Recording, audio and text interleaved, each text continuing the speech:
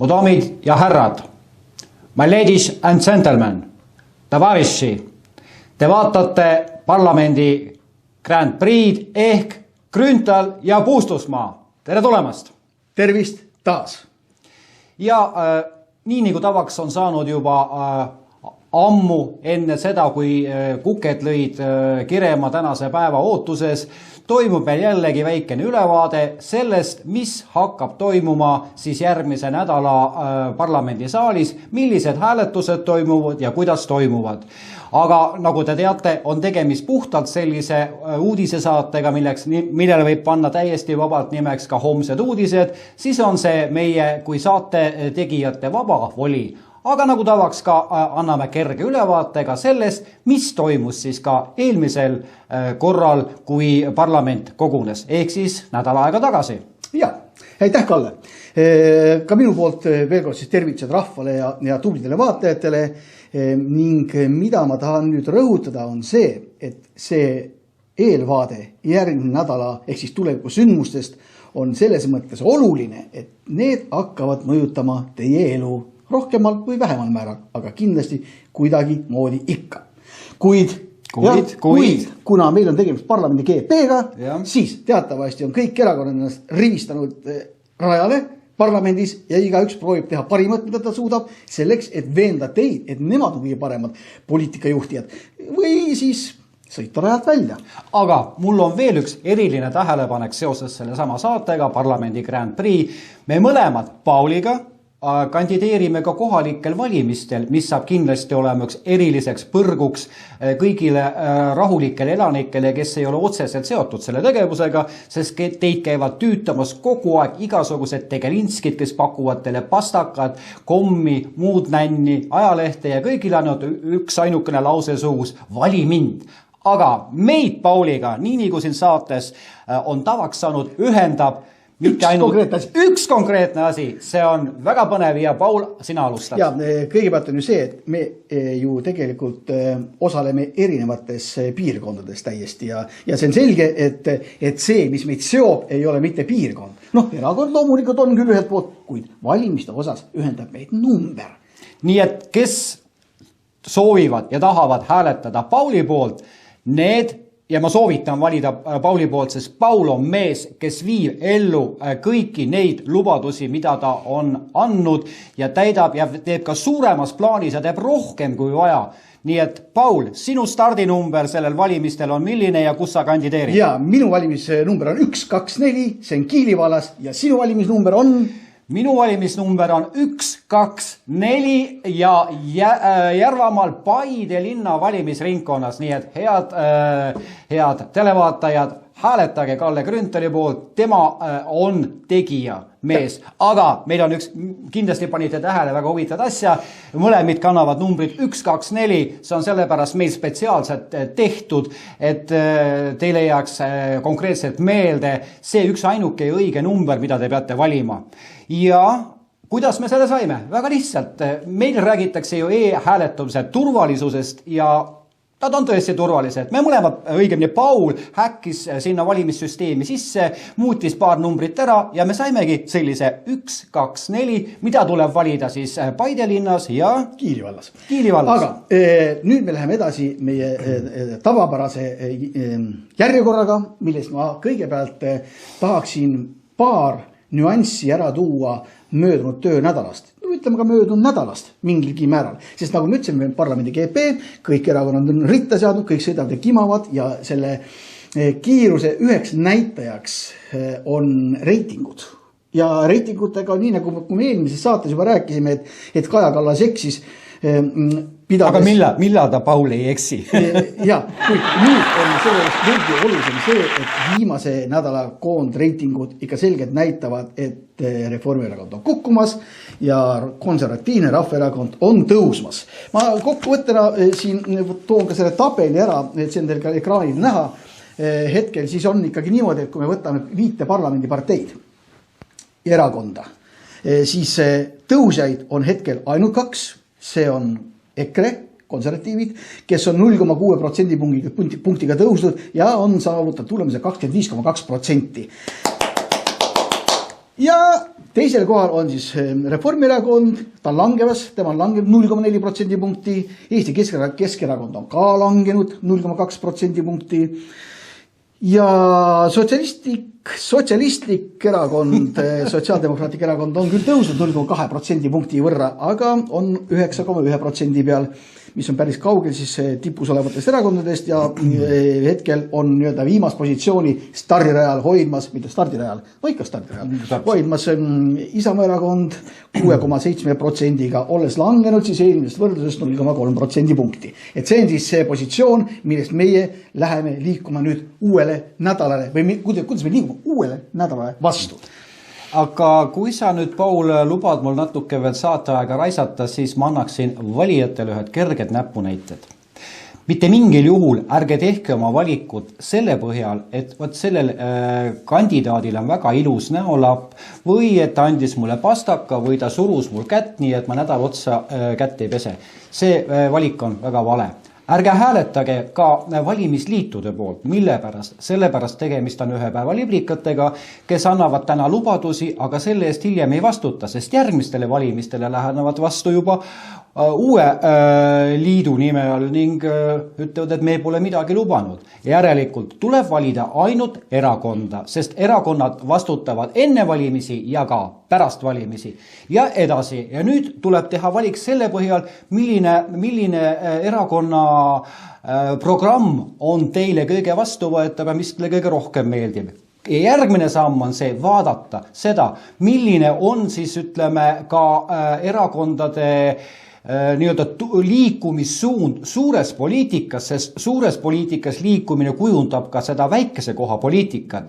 Ja minul ei jäägi muud öelda üle ainult, et ainuke, kes praegu on juhtpositsioonile rebinud, on Eesti Konservatiivne Rahvaerakond ja ma arvan, et kui te valite Eesti Konservatiivset Rahvaerakonda, siis on teil parim valik.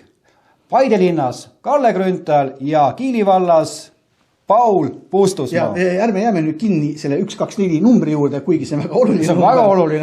Aga ärme jääme kinni. Ma tahan veel nii-öelda eelmise nädala kokkuvõtte lõpetada peale selle reitingude toomist veel selle põhimõtteliselt väga olulise informatsiooniga. Nimelt on see, et meil käis Eesti Vabariigis või ütleme Eesti Euroopa Liidu Eesti provintsi käis külastamas väga tähtis, eriti tähtis liidu komissar Van der Leyeni nimeline, kes tõi siia vähemalt Reformierakonna väites rõõmusõnumi. Meile toodi rahalaev suur, mis on seotud siis Euroopa Liiduga ja et meile tuuakse raha ja me saame seda hästi kulutada, aga mida ma tahan rõhutada, head sõbrad, see Van der Leyeni lubatud rahalaev ja see, mida ka Reformierakond väga kiidab, on tegelikult üks suur pettus. See on järjekordne kott, mis me rahvale pähe tõmmati ja seda väga mitmel erineval moel. Tähendab, kõigepealt on see, et see ei ole mitte kingitus, see raha, mis meile toodi. See raha on laen, mis tuleb tagasi maksta. Igal juhul. Teine asi on see, et tegemist on üleliidulise laenuga. See tähendab siis seda, et ta on nii-öelda siduv ühislaen, mis tähendab omakorda meie jaoks seda laadi kohustust, et juhul kui mõni teine provints ei suuda oma laenu ära tasuda, siis meie provints on kohustatud selle kohustusega enda kanda võtma. Nii, et see suurendab meie enda rahva kohustus igal juhul. Kolmandaks on see, et selle laenuga on seotud väga erinevad rohepööraste jaoks olulised kohustused, rohepöörased hullavad ju vähe ei ole, eks ju. Ja iga teine münt võiks nii-öelda või iga teine euro, mis on seotud nüüd selle nii-öelda kingitusega, iga teine euro kannab enda küljes rahasilti, rohesilti, pöörasuse silti, ehk me ei saa seda raha mitte niisama kulutada nii, nagu see meie rahva jaoks või riigi jaoks vajalikuks, vaid me oleme seotud selle teatud pööraste kohustustega, mille me siis pärast peame ka kinni maksma. Ja lõppkokkuvõttes peab ka tunnistama, et see ei ole mitte midagi muud kui jälle üks tükikene iseseisvusest, üks tükikene ise otsustamisest, mille me siis Euroopa Liidule sellega ära anname, võttes selle kingituse, need juudaseeklid vastu. Ehk siis tegemist on ikkagi poomisnööriga, mis on juba ära seebitatud, et libedamalt läheks, sest sellega me loobume tegelikult oma energiajulgeolekust. kuna kaevurid saadetakse neurokirurgideks õppima, nii nagu me oleme siin saates juba eelnevalt rääkinud, me kaotame kontrolli üle oma maavarade üle ja mis kõige tähtsam, me kaotame kontrolli ka meie energiajulgeoleku ja reservi üle. Ehk siis see ei ole, nii kui Paul ütles, tegemist on juuda seeglitega ja see on väga-väga ohtlik asi. Muide, te olete seda sama protsessi algust näinud juba oma elektriarvetes. Jaa, tõusevad ka pöörase hinnaga. Ma eelmine kord vist juba mainisin seda, kuidas minu elektriarve on tõusnud peaaegu 3 korda võrreldes sellega, mis oli aasta tagasi, nii et peaaegu 3 korda, mitte päris, aga ikkagi. Aga olgu. Nii, nüüd, hea sõber ja saatekaaslane, on aeg edasi liikuda tulevikuudiste juurde. Algava töönädala juurde, mis on siis kirjad järgi meil 4. töönädal selles sessioonis Eesti parlamendis ehk siis Riigikogus. Ja see töönädal algab loomulikult esmaspäevase päevaga ehk esimese päevaga. Ning see ei ole mitte lihtne päev. See algab eriti põnevalt. Muideks sina seda ju ei teagi, Kalle, et sa ei saa esmaspäeval autoga siia tulla. Ja ainukene võimalus on tulla jala või jalgrattaga ja jalgrattaga sa ei saa jalgrattast kuskile panna, sellepärast, et pole kohta.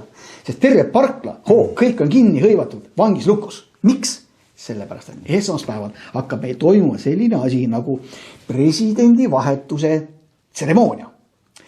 Riigikogus on iseenesest ei ole pikalt, see on tund, umbes ta hakkab kell 14.15, mis Riigikogu hoones sees toimub, aga loomulikult turvameetmed ja muud meetmed, et sisuliselt pannakse terve Riigikogu parkla homsest kinni, see on siis pühapäevast, täna on ju reed.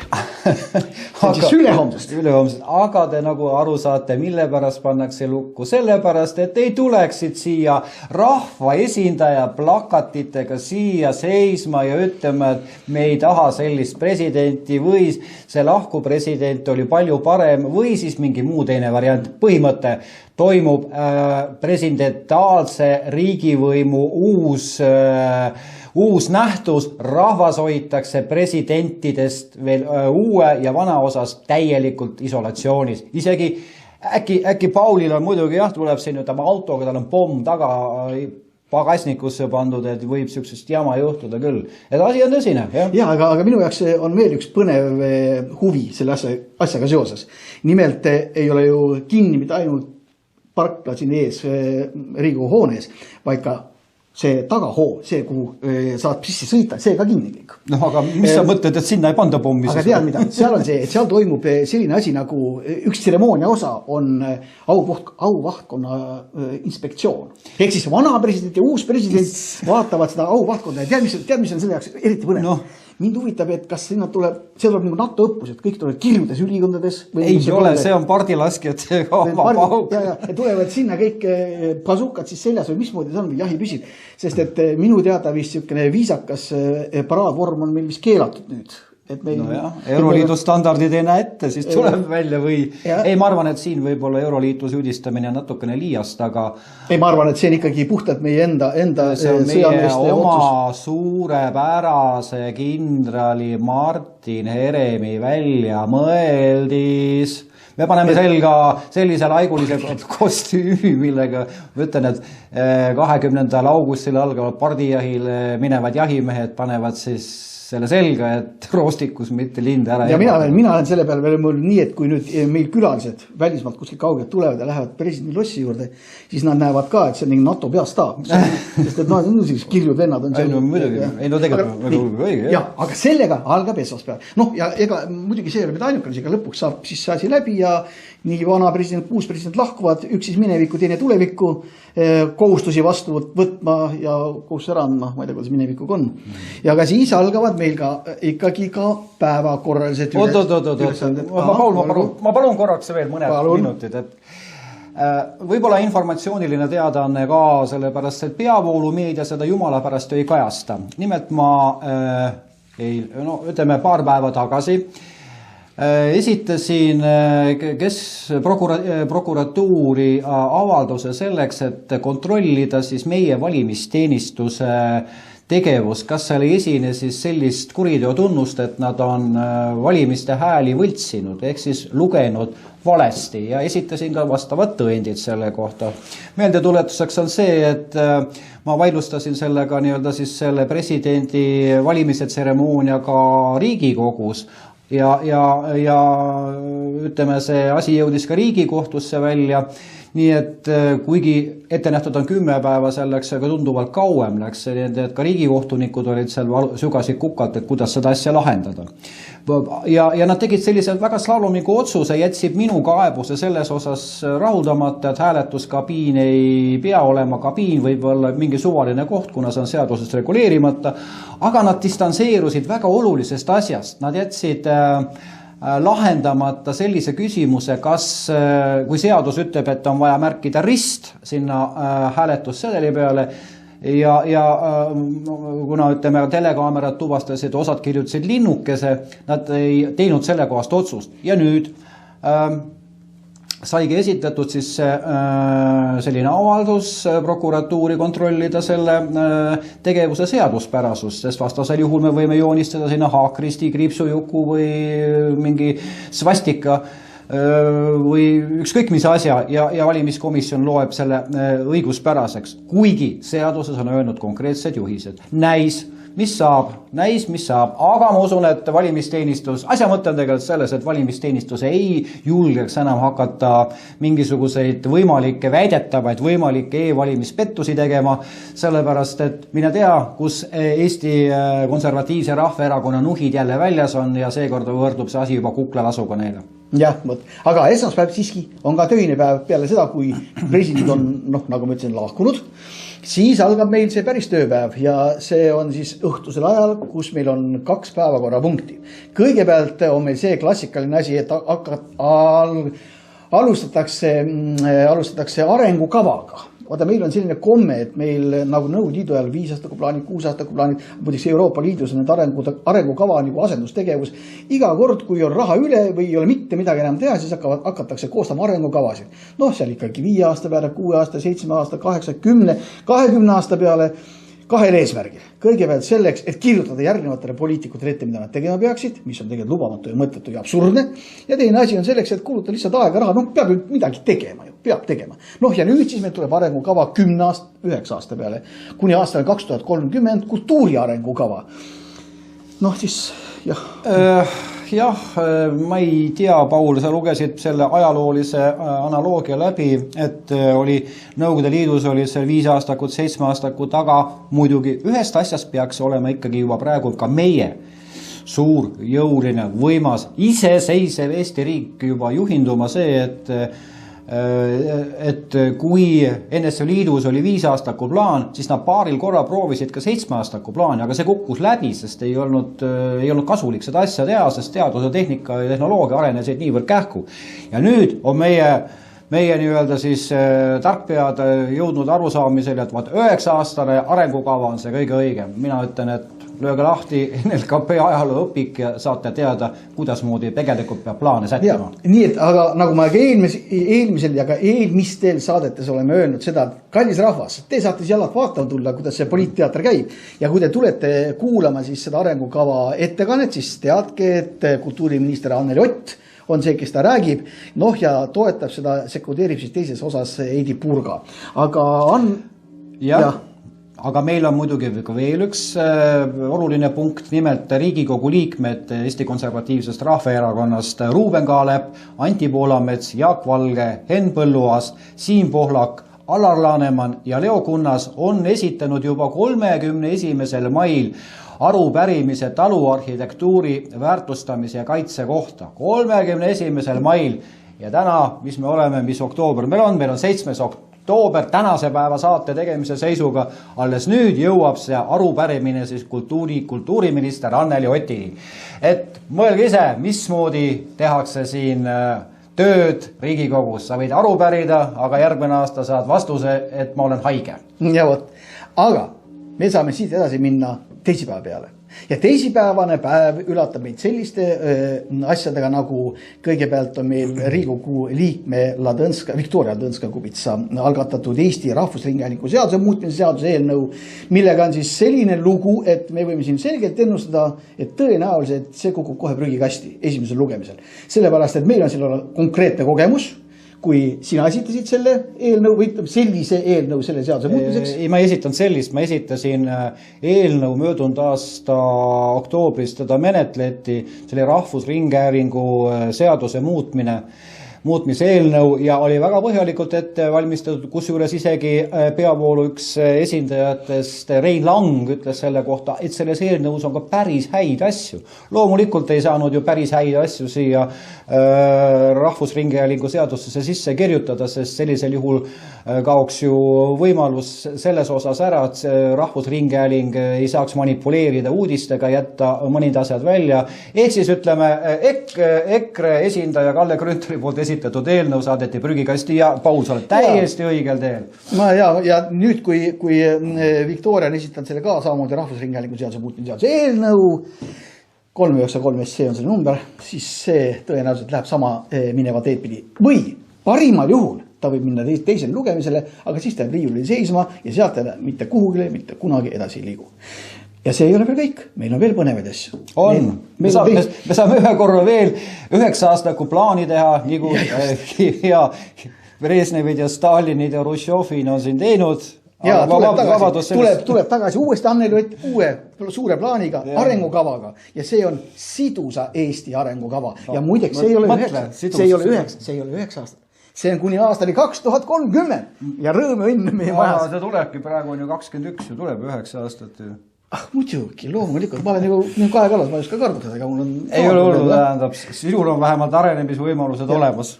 Aga tead mida, sellega ei ole veel teisipäev lõpet, sest et see on nüüd see, mis meil suures saalis toimub, aga meil on olemas ka sellised salaurkad siin Riigikogus, need on komisjonid.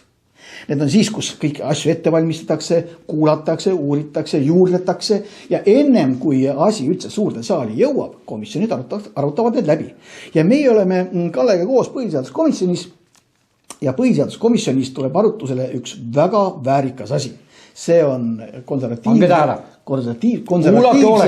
ehk siis EKRE seaduse muudatus, mis käsitleb tegelikult KOKS-i, see on see kohaliku omavalitsuse korralduse seaduse muutmist. 400 SC on see, tuleb komisjoni arutusele ja selle mõte on üks eriti hea mõte.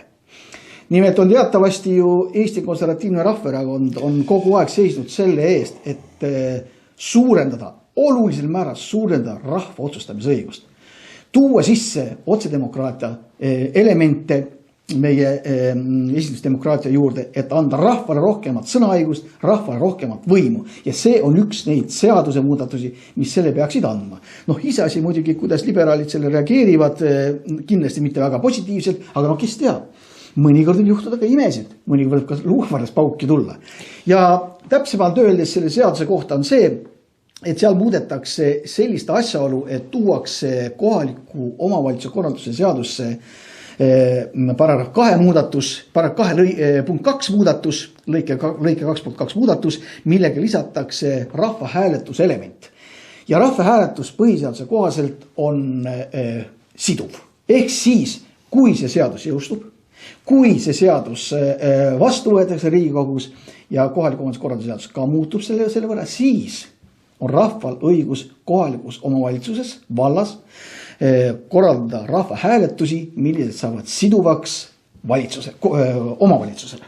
See on üks väga põnev eelnõu, sest kui ikka rahvas tahab üht ja volikogu otsustab teisiti, see nali enam läbi ei lähe. Selle eelnõu vastuvõtmisega antakse põhimõtteliselt kohalikus omavalitsuses siis esimest korda võimalus tunda ennast kõrgema võimuna, aga kõik sõltub jälle sellest, kas Reformierakond, Keskerakond ja sotsiaaldemokraadid ja Isamaa arvavad, et see on vajalik. Kes Eesti Konservatiivne Rahvaerakond on absoluutses veendumises, et see eelnõu on äärmiselt vajalik ja ja on üks demokraatia põhialustest. Ja muidugi, mida kuluaarivestlused näitavad seda, et Isamaa on tõenäoliselt väga vastu sellele, sellepärast, et Isamaa on kogu aeg öelnud, et otsedemokraatia rahva hääl ei ole hea, et nemad on väga raudselt ainult esindusdemokraatia pooldajad. Ja täpselt samal seisukohal on sotsialistid ei ole muutunud ei ajas ega ruumis ja ega Reformierakond teistmoodi ei ole. Nüüd Keskerakonna poolt võib aeg-ajalt leida toetusi nendele küsimustele, aga kuna me oleme teadlikud, kes võivad tõenäoliselt olla teisipäeval komisjonis selle arutelu juures, siis on skepsis mind valdamas. Nii et, aga ikkagi, eks näib ja kui see eelnõu juba komisjonis öeldakse, et esimesel lugemisel tagasi lükata, siis on see järjekordne selge pilt, et ainukene erakond, mis seisab rahva huvide eest, on Eesti Konservatiivne Rahvaerakond. Sellel on nii palju veel on, et kui me saame 2 häält komisjonis kokku ja 2 häält meil on ju, mul on hääl ja sul on hääl, siis me suudame selle suurde saali saata hääletamisele. Aga ega seal ju tegelikult see jõuvahekord on sisuliselt sama. Aga ärme jää takerdu sellesse. Läheme edasi. Kolmapäev, 13. oktoober ja me oleme valinud välja siit mõned eelnõud, aga meil nagu jälle pitsutab aeg takka ja mina valisin välja siit praegu sellise eelnõu, mis on Vabariigi Valitsuse algatatud toote nõuetele vastava seaduse muutmise ning sellega seonduvalt teiste seaduste muutmise seaduse eelnõu. No, kas kurat keegi jõudis arusaamisele, mida ma praegu ütlesin? Ütleme numbri, see on lihtsalt 372 SC. 372, aga Paul, sa oled põhimõtteliselt... Tead, ma ütlen niimoodi, et sa võid seda asja veel keerulisemaks teha ja valmistuseks ette, aga mina tahan eelnevalt lõigata sinu juttu katki ja öelda, et ennem seda eelnõud on 361 SC, mis on Vabariigi Valitsuse algatatud töölepingu seadus muutmine, sellega seonduvad aktide muutmine seadus. 361 SC või veel kord korrata, ja sellega on niisugune lihtne asi, et tegelikult sellega rakendatakse või viiakse sisse meil järjekordne Euroopa Liidu direktiiv. Hurraa! Jah, võib edasi minna, sest muu, ega me siin suurt midagi ise ei otsusta, kuna Euroopa Liidu... Aga ma nii palju ütlen ära, et selle toote nõuetele vastava selle seaduse muudatuse eesmärk on tagada võimalikult operatiivselt ohtlike toodete müügilt kõrvaldamine. Samuti tõhustatakse järelevalvet kolmandatest riikidest pärit toodete üle, selleks kehtestatakse ehitustoodete, isikukaitsevahendite, küttegaasi, põletavate seadmete, mänguasjade kättesaadavate tegemisele uus nõue ja mis on eriti oluline, trahvid hüppavad lakke. Tavaline juriidilise isiku vastutuse trahvisumma 3200 eurolt 32 000 euroni. Ma ei hakka siin pikka juttu ajama, aga näiteks selline teatavasti, mis on ravim Ivermectin, mida siin Varro Vooglaid üritas siit tolli kaudu sisse tuua, see võeti tal käest ära, samas kui oli teada juba, et Indias andis päris häid tulemuse koroonaraviks. Ivermectin on tegelikult selline parasiitide vastane ravim, mida manustatakse suu kaudu. Eestist talle müügiluba ei ole antud, aga võidakse teda kasutada vaid arsti soovitusel. Nii et mina näen siin ühte probleemi selles praegu, et keegi kunstlikult üritab selle seaduse eelnõu muudatuse sisse viia, et välistada siis selliste, ma ei taha öelda, rahva meditsiinis kasutusel olevate ravimite kasutamist.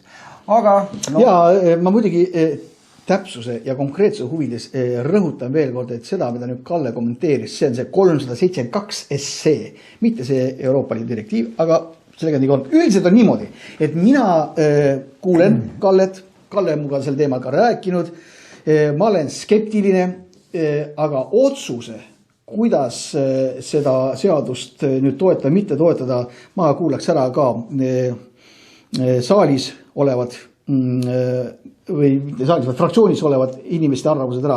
Seda me saame teha esmaspäeval fraktsiooni koosolekul ja peale seda siis ma kujundan oma enda arvamuse. Mina ei saa öelda, kas ma toetan või ei toeta seda. Mina ütlen, et mina ei toeta. Tõenäoliselt võin ka mina mitte toeta, aga mina teen selle otsuse saalis. Nii on selle seadusega. Aga me saame edasi minna. Järgmine eelnõu, mida me siis kolmapäeval arutame, on 417 SC. 417 SC on riigikaitseseaduse muutmine ja sellega siis teiste seonduvate õigusaktide muutmine. Kusjuures ma tahan siin rõhutada ühte nüanssi, et seal ta on küll muidugi tunduvalt laiem on see eelnõu, aga selles käsitletakse muu hulgas ka vabariigi valitsusele antavaid volitusi ja ka sõjavägedele antavaid volitusi ja selgitakse muid volituse määrasi, mis käsitlevad sundvõõrandamise korda. Mis on eriti oluline, mida muudetakse tavakodaniku jaoks, on siis see, et vabariigi valitsusele antakse selline volitus, et kui asju on vaja, mis on teie valdustes, eraisiku, juriidilise isiku valdudes, siis võib neid sundvõõrandada või sundkasutusse võtta vältimatu vajaduse korral enne kõrgendatud kaitsevalmiduse väljakuulutamist. Et põhimõtteliselt antakse siis võimalus, enne kui mingisugune eriolukord, hädaolukord, sõjaolukord on välja kujutatud, siis võib juba selles osas teatud liigutusi tegema hakata. Ja muideks, ja see, mida Kalle praegu luges, see on see, mis on punase tulukese põlema sütitanud ja seetõttu on minus pöördumas arusaam sellest, et see võib olla natukene ühiskonda haavav, aga tegelikult jälle. Esimene lugemine alles. Et õnneks on tegemist esimese lugemisega, meil on võimalik küsimusi esitada, meil on võimalik kuulata, mida räägib selles seaduse kohta nüüd konkreetselt kaitseminister Kalle Laanet. Ja loomulikult on seal meie enda erakonna poolt on ka teine sekundeeriv lugeja seal saalis, see on Leo Kunnas, nii et kuuleme, mida Leo ütleb. Ja seda me ka fraktsioonis. Vaata, Leod me usume. Leod me usume. Ja fraktsioonis me saame juba ka eelnevat ülevaate nii, et eks siis täpselt vaatab. Aga ma enne, kui sa nüüd hüppad järgmise punkti juurde, siis ma räägiksin hästi ruttu ära ka sellest, et siin on ettekandjaks kaitseminister Kalle Laanet, aga tõenäoliselt on võimalik, et tuleb meil ka fraktsiooni poolt arupärimise esitamine Kalle Laanetile seoses kindral Heremi tegevusega, sest teatavasti Herem on asunud siin väga usinasti sõjaväelasi süstle otsa ajama, kes ei soovi seda teha, siis lüüakse sõjaväest minema. Täna näiteks oli viimane päev väga paljudel sõduritel, kes on siis ei soovinud süsti saada ja need on kutsutud siis Riho Ühtegi juurde Kaitseliidus, kus neid tänatakse teenistusest. Õnneks ma ütlen siiski on ka osad eriväljaõppega sõjaväelised julgenud pöörduda ka kohtu poole ja ma tean, et 9 eriväelast on esitanud kaebuse oma vallandamise osas Tallinna halduskohtusse ja mis on märgilise tähendusega, head vaatajad ja eriti sõjaväelased, kohus kohaldas esialgset õiguskaitset selles osas, et keelas nende töölt vabastamisega. Samas ma ütleks selle niimoodi, et tegelikult ma vaatan neid protsesse, mis on seal sõjaväe juriidiliste poolt esindavate tegelaste poolt tehtud, siis on täiesti arusaamatu. Seal vabastatakse töölt isegi inimesed, kes kasvatavad alla 3-aastast last. Need vallandamisteated antakse puhkuse ajal, nii et kui ma esialgu arvasin, et see on mingi taktikaline nipp, siis mina arvan, et tegemist on puhtal kujul juriidilise rumalusega. Aga miks ma seda rääksin, vabandust, Paul, 2 sõna veel. Asi on selles, et see ei ole kindral Heremi ainuke patt. Nimelt me tegime Gert Kingoga, esitasime küsimuse kaitseminister Kalle Laanetile teatud julgeolekuriskidega ühes sõjaväe osas, mis seal toimus ja kujutate ette, meie küsimusele vastati, et need on salajased ja me julgeoleku ohtu ei olnud. Põhimõtteliselt siukene ali me lõpetame ära. Ei ole selline asi, et kindral Herem on mingisugune hunta tegelane, kes ütleb, et tema tegevusest ei saa midagi teada saada. Tsiviilkontroll peab selle üle säilima ja vastutama peavad nii Herem kui ka Kalle Laanet kaitseministrina. Aga kas see arupärimine tuleb selle nädala või järgmine nädala, asjaolud annavad siis juba siis teada, kui see on teoks saamas. Nüüd sellega seoses ajaga on meil väga defitsiit. Aga ikkagi ma tahan seda veel ära öelda, et see, mida sa praegu mainisid, mida sa kommenteerid, see annab veel kordse viite sellele, et kuigi meil on valitsus, peaminister on korduvalt öelnud, et meil ei ole sundvaktsineerimist. kõik ametkonnad, õiguskantsler, kõik on kinnitanud, et sundvaktsineerimine oma olemuselt on põhiseaduse vastane. Siis tegelik elu näitab seda, et meil sundvaktsineerimine toimub. Sest sundvaktsineerimine ei ole mitte pelgalt see, et sind keegi füüsiliselt kinni võtab ja sulle süsta selga lööb, vaid see ikkagi tähendab ka seda, kui sind sunnitakse seda viisi käituma mingit teatud mõjutusvahendit kasutades. Sund on sund.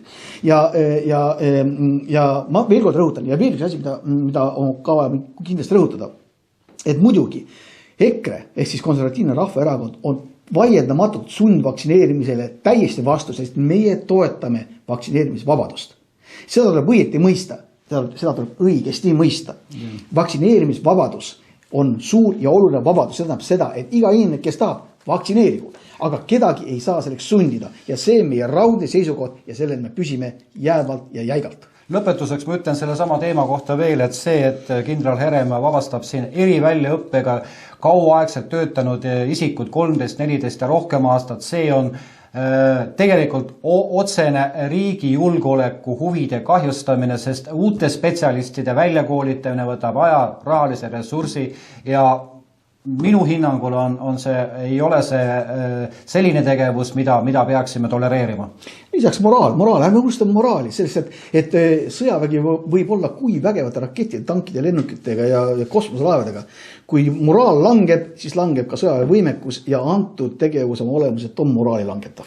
Ja Paul, nii nagu alati on meie kõige suurem vaenlane aeg ja me jätame vahele kolmapäevased päevakorrapunktid ja hüppame ära neljapäevasesse päeva. Kolmapäeva ma siiski tahan mainida, sest see minu jaoks isiklikult on väga oluline. On, et jälle, kui me ütleme, et meie seadusandjatena võtame vastu seadusi, et siis see kõlab väga uhkelt ilusasti, kuid tegelikult me võtame tohutult palju vastu seadusi, mitte seaduse määrusi, vaid ütleme õigusakte, millised tulevad Euroopa Liidust. Ja ei ole see kolmapäev mingisugune eriline päev, täpselt samamoodi ühte me juba tutvustasime ja meil on kolmapäev ka 426 SE Vabariigi Valitsuse algatatud elektrituruseaduse ja riigivaraseaduse muutmine, mis samamoodi lähtub Euroopa Liidu direktiivist. Nii et see oleks lihtsalt teadmiseks. Aga läheme edasi.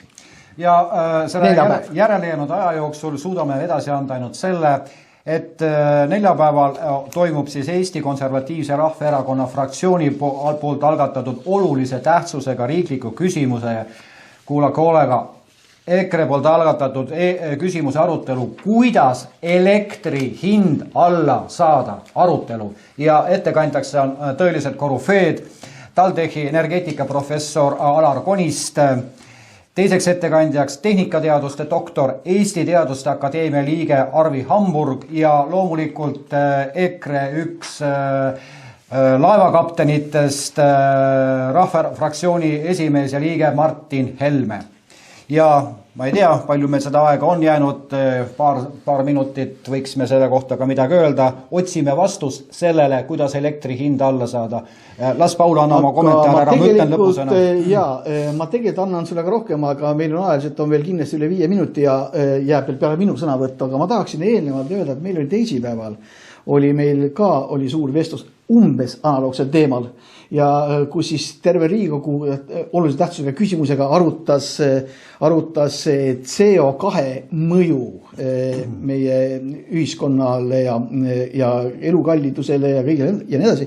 Ja terve siis tundide viisi arutati, leiti, et olukord on küll väga halb, kohutavalt halb, aga ega ju tegelikult pääseteed ei toodud. Pääseteed ei saagi tuua seetõttu, et konkreetseid ettepanekuid, plaane ei ole riigil, valitsusel puuduvad. Tehakse mingid ümmarguse jutte, räägitakse mingite legende, aetakse rohepöörast propagandat, püütakse selles varjus midagi üles ehitada, mingid poolpidused asju, mis mitte kuhugile tegelikult ei vii. Ma toon ühe väga lihtsa näite. Tegelikult seesama CO2 oma olemuselt on ju see on see eelmine, kus ka rääkisime tegelikult, kuidas see tegelikult õhust välja pumbatud mõte, kirjutatud laest, keegi on tulnud geniaalsele mõttele, kuidas rahvalt raha välja pressida ja selle peale üles ehitada mingi terve suur äriimpeerium suure raha teenimisega. Tegelikult kogu see CO2 kvoodindus on oma olemuselt kuri ja pahatahtlik, halb ja kohatu ja kuigi ta toetab seda rohepööraste skeemi rohelise maailma ehitamisele, mis on aga sügavalt demagoogiline. ma toon lihtsa näite, mida on võimalik ka kontrollida ka erinevaid teadusartiklid sildusi lugedes või kas kasutada kas või otsingumootorit Google'is. Meie maa 4,5 miljardi aasta jooksul. 4,5 miljardit, mis meie maa on olnud, on ta olnud umbes 85% ulatuses oluliselt soojem kui meie praegune maa. Oluliselt soojem. 85% ajast ei ole meil üldse olnud jääd, ei põhjanabal ega lõunanabal. Ja praegu me oleme selles väikses osas ja me oleme loomu poolest liikumas tegelikult maa soojenemise suunas, sõltumata sellest, mida inimene teeb või mida inimene ei tee. Kui me võtame viimased 500-600 miljonit aastat, siis näete, ma näitan teile nüüd ühte skeemi kohe üleval. Nagu te näete, siin on toodud pilt selle skeemi juures, kus maa temperatuur on liikunud viimase 600 miljoni aasta jooksul. Ja nagu te näete, see kollased jutid, mis te seal üleval näete, need kollased jutid on soojenemise periood, sinised jutid on jahenemise periood. Ja nüüd päris servas näete, me oleme praegu hetkel jahedamas perioodis ja me liigume paratamatult ülesse. Me jõuame jälle sinna mingi aja pärast sinna 25 kraadi juurde. Praegusel hetkel ei ole mitte mingit varianti, et me seda kuidagi väärata saaksime. Me ei suuda sõdida maaga, universumiga, päikeselaikudega. See on kahjuks selline demagoogia, mida meie vanemad inimesed teame kõik juba nõukogude ajas, kui püüti Siberi jõgest ümber pöörata. Nii et mul on lihtsalt kurb vaadata, kuidas väga suur osa elanikest on ära lollitatud ja usuvad seda rohepööraste juttu ja püüavad siis maa temperatuuri reguleerida milliste väikeste meetmetega, mis on seda naeruväärsem, et sellega tegeleb Euroopa Liit ja üksinda samal ajal, kui suur osa maailmas selle vastu on. Kui 9% CO2 heitmest maailmas on ainult siis Euroopa Liidu osa, Eesti oma 0,001%. Ühesõnaga, neid asju tasub kaaluda ja veel kord kaaluda, et minu arvates on Eesti Konservatiivne Rahvaerakond toonud välja väga konkreetsed head seisukohad selleks, et seda olukorda meie ühiskonna inimeste jaoks paranda, hinda alanda.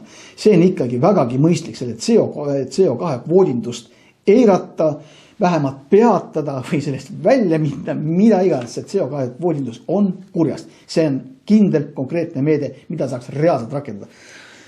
Ja mis ma ütlen selle Pauli targa jutu peale, mis on illustreeritud konkreetsete näidete ja diagrammidega, saan öelda ainult seda, et kui keegi hakkab meile dikteerima ette elektri hinda ja ütleme, et me peame maksma rohkem, kui seda ette nähtud ja kui ta tegelikult tootmiskulud ja arenduskulud vaja läheb, siis on tegemist Eesti riigi julgeoleku küsimusega ja siin enam nalja ei ole, siin tuleb sellele resoluutselt ei öelda ja ma arvan, et kõik teed sillutavad ikkagi selles suunas, et Eesti Konservatiivne Rahvaerakond peab jõudma tagasi valitsusse ja andke oma hääl ka kohalikel valimistel meie saadikutele, et me saaksime selle õige vundamendi ära laduda. Ja, aga ennem lõppu ma ühe asja mainin ära, vaata, kuna me vaatasime 4 päevani välja, on ka reedene päev. Ja teate, reedene päev ei ole küll meie kui parlamendi liikmete jaoks, ei ole väga tavapärane päev, kuna reedel meil on see päev, mis on lubatud valijatega kohtumiseks. Aga reedene päev on meie Eesti riigi jaoks väga oluline päev, sellepärast, et reedesel päeval peab Vabariigi Valitsus andma oma seisukoha sellesse, kuidas ta suhtub globaalse tulumaksuga ühinemisesse, mida siis Euroopa Liit on nüüd välja pakkunud. Ja siin ei ole kahtlus selles, et rahvuskonservatiivid on jälle 10 küüne 100 sõraga ja sarvedega selle vastu, kuna me ei pea võimalikuks meie iseseisvust vähendada, ise otsustamisõigust vähendada. Me ei pea võimalikuks ega loomulikuks ega õigeks Eesti Vabariiki ühendada mingisuguse globalistliku tulumaksusüsteemiga, mis võtab meid jälle ära mitte ainult iseseisvuse otsustamise võime, vaid koormab meid veelgi enam, kui me veel praegu koormatud oleme. Reedeks peab valitsuse seisukoha andma ja Euroopa Liit ootab ja nüüd me võime midagi muidugi ennustada, mida valitsus teeb, sest et ta jõuab ka Riigikogu ette, aga praegusel hetkel, puht poliitiliselt oleme me küll nõrgemas positsioonis, aga on mingi õrn võimalus, et seda meie positsiooni toetavad ka võib-olla mõned valitsuse erakonnad, aga jälle mürki võtta ei saa. Aga see on väga oluline päev, nii et reedesel päeval oodake kas häid või halbu uudiseid. Hea on, kui me ei ühine sellega, halb on, kui me ühineme selle tulumaksuga. Ja siis, teie rahvas, meil on vaja kõik koos ärgata ja seista vastu sellele föderaliseerimisprotsessile, kus meil enam tagasiteed enam ei ole. Just. Ja see oli Grand Prix. Tänan Kallet. Tänan Pauli. Ja kohtume järgmine nädal. Samal ajal. Aitäh!